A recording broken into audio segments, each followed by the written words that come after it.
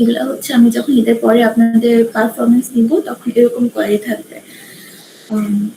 তাই এগুলো হচ্ছে প্র্যাকটিস করা একটু জরুরি আর কি।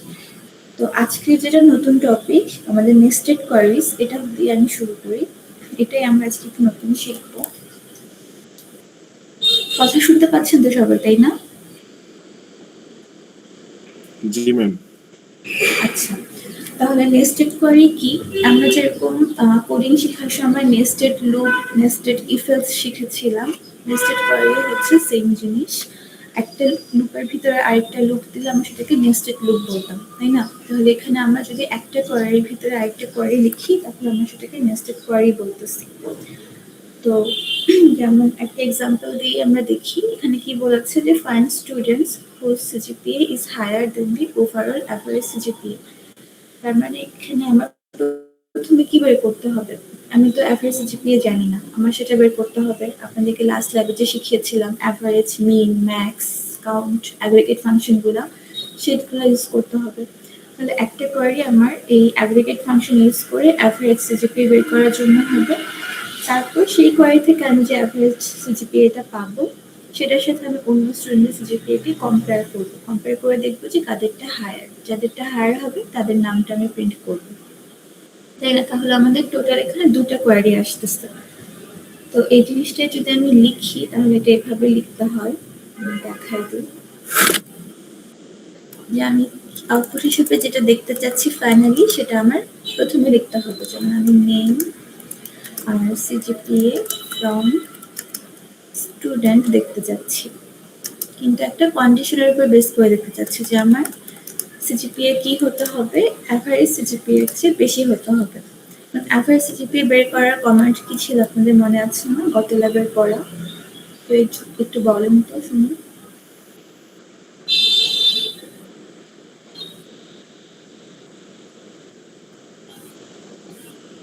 আমরা স্টুডেন্ট টেবিলে সিজিপিএ যে কলামটা আছে সেটার অ্যাভারেজ বের করতে যাচ্ছি।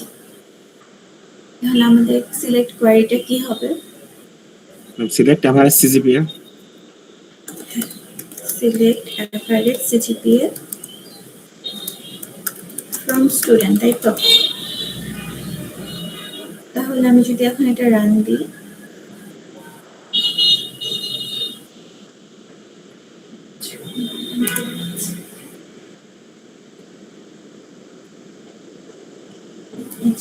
তাহলে আমার কিছু স্টুডেন্টের সিজিপিএ আর নাম আমার শো করছে। তাহলে এই জিনিসটা আসলে কি? এই যে ব্র্যাকেট দিচ্ছি, এই ব্র্যাকেটটা কিন্তু দিতে হবে। ব্র্যাকেট না দিলে হচ্ছে কোড রান করবে না। ব্র্যাকেট দিয়ে আমি বোঝাচ্ছি যে এটা হচ্ছে আমার ইনার কোয়ারি, এটা আমার আগে এক্সিকিউট করতে হবে। তারপর এটা এক্সিকিউট করার পর যে আউটপুটটা আসবে সেটা হচ্ছে আমার এই হায়ার কন্ডিশনে ইউজ হবে। যেমন আমি যদি জাস্ট এই কোয়ারিটা কপি করি করে আলাদা করে রান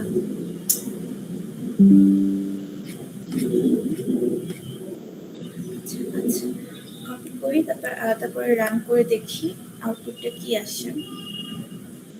কি আসবে? এই যে অ্যাভারেজ সিজিপিএ 3.56। তার মানে এটার আউটপুটটা আসলে কত? 3.56। এই 3.56টাই এখানে বসবে। বসে তারপর আমার বাকি যে বাইরের কোয়ারি আছে আউটার কোয়ারি সেটাকে এক্সিকিউট করবে। তাহলে এখানে যে স্টুডেন্টের জিপিএ 3.56 এর উপরে তাদের নামগুলো শো করছে। বুঝতে পারছি এটা সবাই?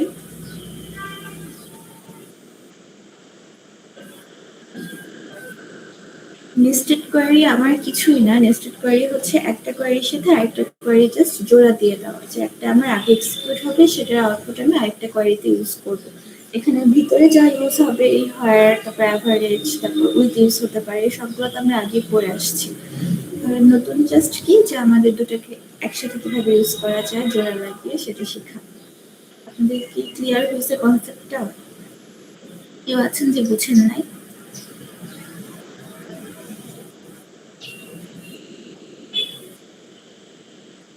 আচ্ছা, যদি সবাই বুঝে থাকেন তাহলে আমরা নেক্সটটা দেখি আপনারা পারেন কিনা। এখানে কি বলেছে যে find students who belong to the same department as the student named Rahim. তার মানে আমার কি বের করতে হবে? আমার রহিমের ডিপার্টমেন্টে যে স্টুডেন্টগুলো আছে তাদের নাম বের করতে হবে। তাহলে একটা কোয়েরি আমার কি করা লাগবে, রহিমের ডিপার্টমেন্ট বের করার জন্য, আরেকটা কোয়েরি আমার লাগবে ওই ডিপার্টমেন্টের সাথে কম্পেয়ার করে অন্য স্টুডেন্টের নাম বের করার জন্য। তাহলে আগেরটার মতোই। এখন আপনারা কেউ একজন বলেন তো আমি এখানে কি লিখতে পারি? সিলেক্ট দিয়ে কি দিব? নেম। বলেন। সিলেক্ট দিয়ে নেম হবে যেহেতু আচ্ছা, সিলেক্ট নেম ফ্রম স্টুডেন্ট, তারপর হোয়ার দিয়ে কন্ডিশন দিতে হবে। হ্যাঁ, হায়ার দিয়ে কন্ডিশনটা কি দিব?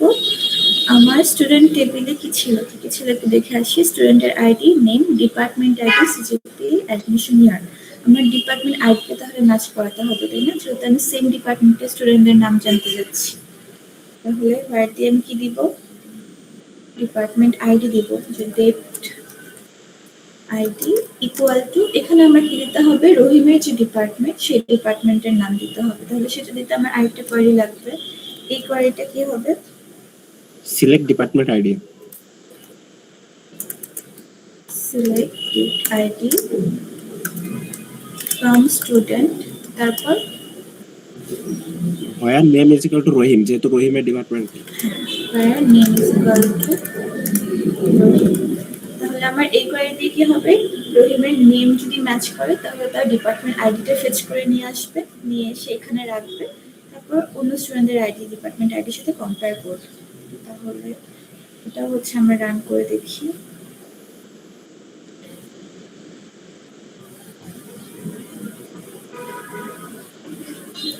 তাহলে এখানে রহিম, করিম, তানভীর, জাহিদ এদের নাম প্রিন্ট করেছে।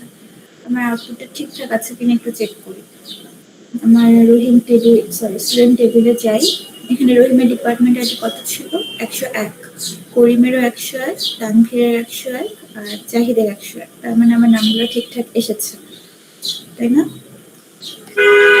এখন বাকিরা বলেন, বাকিরা কারো কোনো কনফিউশন আছে? আপনাদের পারফরমেন্সে কিন্তু নেস্টেড করেই থাকবে, বেশ অনেক কয়টাই থাকবে। এগুলো দেখেন, এগুলো যদি বোঝেন তাহলে লিখতে কিন্তু বেশিক্ষণ টাইম লাগে না, তাই না? 1 মিনিটও পুরোপুরি লাগবে না। কেউ যদি ফার্স্ট চিন্তা করে ফেলতে পারে যেগুলো কত মানে কিভাবে হবে। তাই কোয়ারি কিন্তু বেশ কয়েকটাই থাকবে পারফরমেন্সে। তাই এগুলো বুঝতে হবে, বুঝার পর প্র্যাকটিস করতে হবে। আপনারা তাহলে বাকি যারা আছেন তারা এই 3টে একটু প্র্যাকটিস করার চেষ্টা করেন তো। তো বলেন যে কোনটা পারছেন না, তাহলে আমি সেটা বুঝাই দিচ্ছি।